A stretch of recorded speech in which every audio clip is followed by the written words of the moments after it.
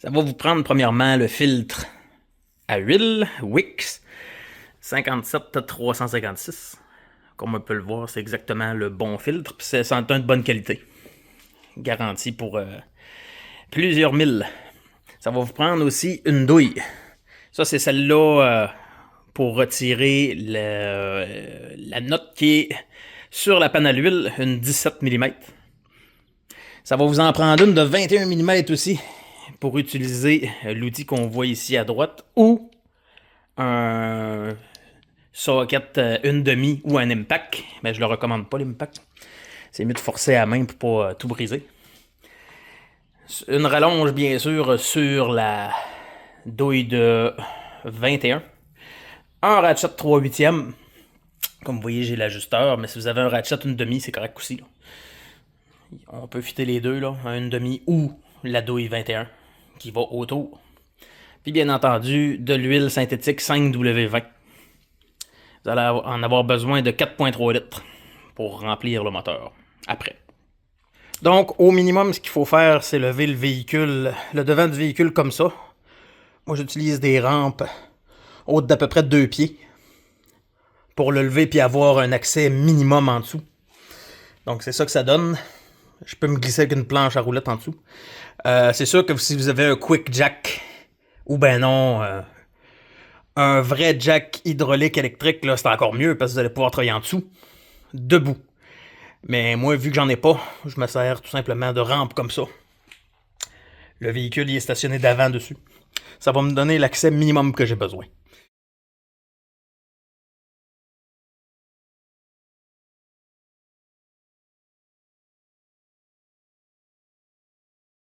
Juste à côté, on a le filtreur qui est ici. Je vous les montre tout de suite pour que vous ayez une idée de où est-ce que tout est situé. Donc le filtreur est là. Donc maintenant, on va dévisser ça. Je l'ai dévissé off camera parce que ça shakeait trop. On dévisse. Vous ferez attention. Quand ça va commencer à couler, ça va couler en maudit. Sûrement que je vais en avoir sur mes mains. Parce que je suis couché en dessous, j'ai pas beaucoup de place. Donc, voilà. C'est pour ça que c'est important de mettre la panne à l'huile un peu plus loin. Ça coule pas directement en dessous. Puis on va laisser ça se vider au complet.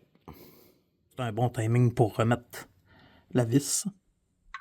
Que j'ai vérifié bien sûr pour être sûr qu'il n'y a pas de défaut. Qu'il n'y a pas de craque sur le gasket qui est resté sur la panne dans ce cas-ci. Puis tout est correct. Donc on la remet en place. Puis comme d'habitude, à quelle intensité il faut torquer, je le sais pas. Mais jusqu'à temps que ça soit vissé puis nice and snug. On met ça ici. On visse ça comme il faut pour que ça soit bien serré, bien correct. Et voilà. C'est aussi simple que ça.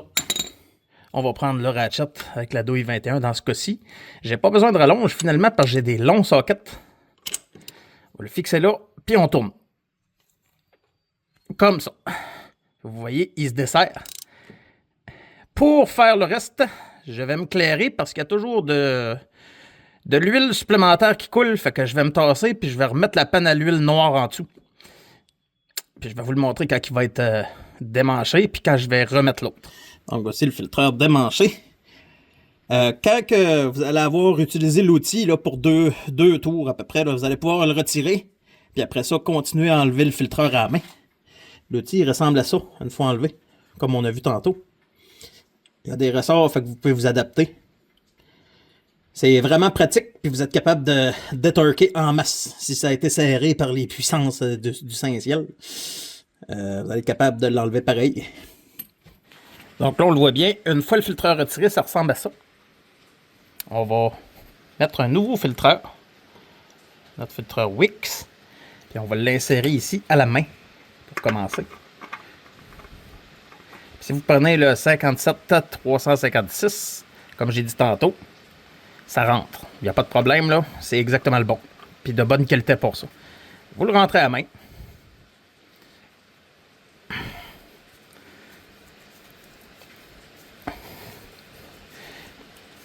Et ensuite, vous allez renverser le sens ici de votre outil. Je vais vous le montrer à la fin en bonus, mais c'est un outil réversible, c'est ça qui est le fun. Vous tournez all the way de l'autre côté, puis ça sert ou ça dessert. Fait que c'est un outil qui vaut dans les 25$ à peu près, mais ça vaut la peine 25-30$. Mais c'est un très bon outil polyvalent.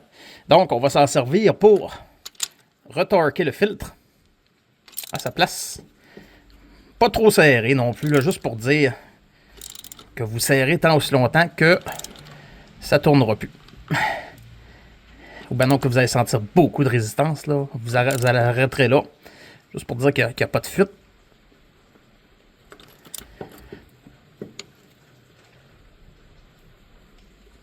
Donc, comme ça devrait faire la job. On va retirer l'outil. Et le filtreur, il est en place. Donc, maintenant, je vais faire une préparation.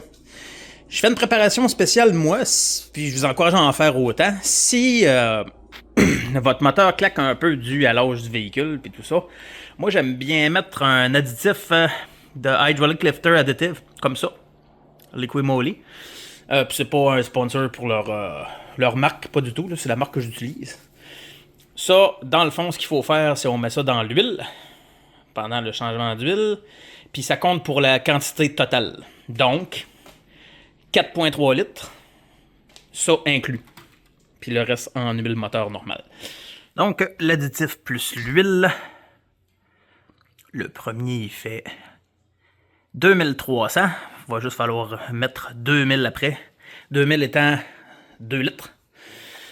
Donc, voilà. Je vous recommande un bécher comme celui-là, un bécher gradué, un gros. Avec un bec verseur, ça va super bien.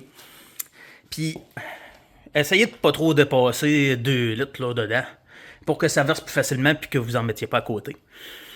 Sinon, ben, vous pouvez dépasser ça, mais il y a un gros entonnoir. Ça va vous aider, un petit conseil comme ça.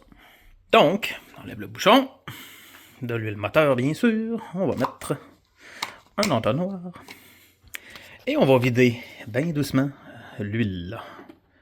En faisant bien attention que ça overflow pas dans l'entonnoir.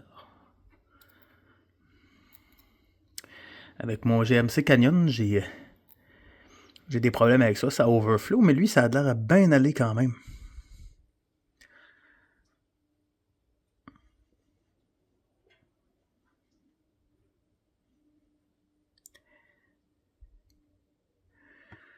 Ça a très bien été, voyez-vous ça.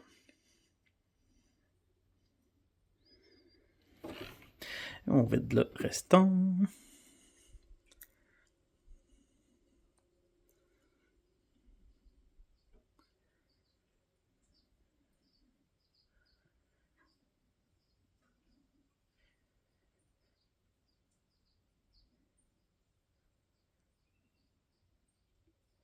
Et voilà. Ceci étant fait, on va enlever l'entonnoir.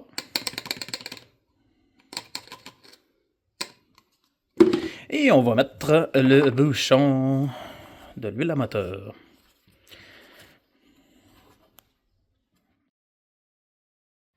Après avoir laissé reposer 5-10 minutes, vous en doutez sûrement, il y a une dernière étape à faire. C'est de vérifier qu'il y a bien la bonne quantité d'huile avec la gauge à l'huile. Donc, on va la sortir et l'essuyer. Comme ça, après ça, on va pouvoir le replonger puis vérifier. Donc, on essuie bien.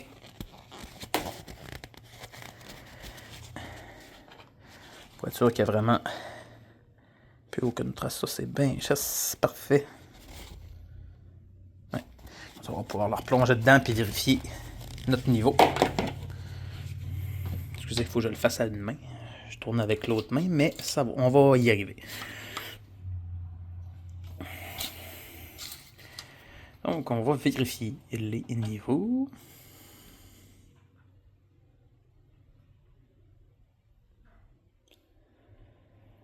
C'est dur à voir parce que l'huile est neuve, mais on le voit très bien qu'il est full. Il est dans la zone assurée. C'est dur d'avoir un focus adéquat, là. Mais on voit qu'il y a du liquide jusqu'en haut. Fait que c'est excellent. Notre changement d'huile est complet. Fait qu'on va pouvoir démarrer le véhicule. Puis une petite dernière étape dans le véhicule, vu que vous faites ça à la maison, si vous avez des collants, vous pouvez les utiliser puis les mettre sur le haut de la vitre, comme le garage le ferait. Parce que pour un vieux véhicule, il n'y a pas d'ordinateur, donc il n'y a pas de pourcentage d'huile. Mais si vous n'avez pas d'ordinateur, ben vous prenez un crayon à tableau, puis vous l'écrivez en haut. Donc vous enlevez le collant d'origine du garage, qui est là. Vous l'enlevez, puis à la même place, vous prenez un crayon à tableau noir, puis vous écrivez 10 000 km de plus que votre millage actuel. Donc, comme je vous avais dit en bonus, je vais vous montrer comment changer le sens. Comme là, on s'entend, c'est pour dévisser, parce que si on essaye de visser de ce sens-là, ben, il va ouvrir. C'est simple, si vous voulez changer le sens, vous tournez entièrement. Puis vous retournez de l'autre bord en faisant attention à vos doigts.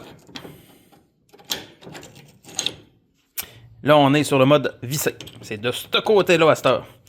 Puis de l'autre côté, c'est lousse. Donc, un outil comme ça, c'est parfait. Vous pouvez serrer puis desserrer. Il existe des outils juste pour desserrer, mais lui, on peut faire les deux. On peut l'ajuster des deux côtés. Un bon grip, bien fait. Je vous le recommande fortement. Ça vaut bien ses 30$.